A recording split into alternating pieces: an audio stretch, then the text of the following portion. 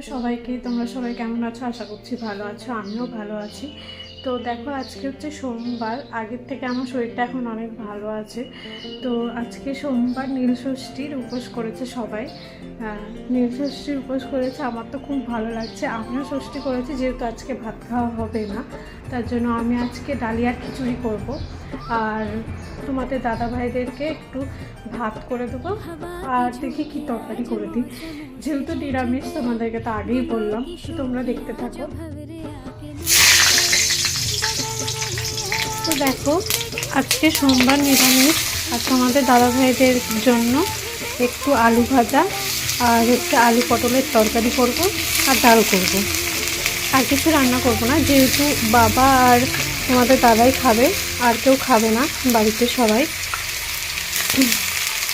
আর আমার জন্য তো ডালিয়ার খিচুড়ি করব, তার জন্য ওদের জন্য এই কটায় রান্নাই করব, বেশি কিছু রান্না করবো না।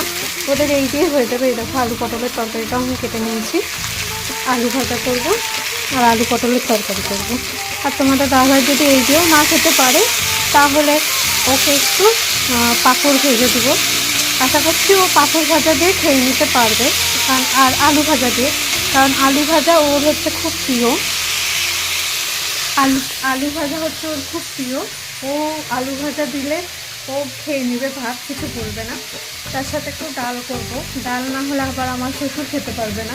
আর চাটনি করা হয়ে গেছে, টমেটোর চাটনি। চাটনিটা তোমাদেরকে দেখাইনি। এই রান্না, আর বেশি কিছু রান্না করবো না। তো দেখো, আমার এদিকে আলু ভাজা হয়ে যাওয়ার পরে আলু পটলের তরকারিটাও চাপিয়ে দিয়েছি। প্রথমে পটলগুলোকে লাল লাল করে ভেজে তুলে নিলাম, তারপরে আলুটাকেও লাল লাল করে ভেজে নিয়ে তুলে দিলাম। তারপরে একটু ফোড়ন দিলাম, তোমরা চাইলে 5 ফোড়নও দিতে পারো, আমি জিরে ফোড়ন দিয়েছি। তো জিরে আর তেজপাতা, তারপরে হচ্ছে আদা, জিরে আর লঙ্কা বাটা দিয়ে দিয়েছি।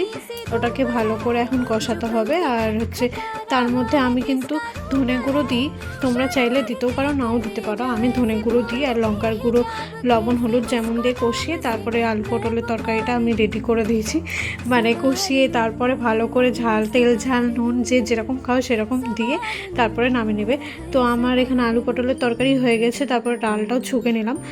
মুগের ডাল করছি ওদের জন্য, আর একটু মুগের ডাল আমার জন্য তুলে রেখেছি আগে সিদ্ধটা, কারণ আমি এখানে ডালিয়ার খিচুড়ি করব। ডালিয়ার খিচুড়ি না হলে আমি খেতে পারবো না।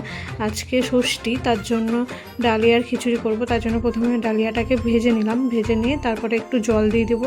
ডালিয়াটা সিদ্ধ হবে, একটু সিদ্ধ হবে, তারপর ডালটা দিয়ে দেবো।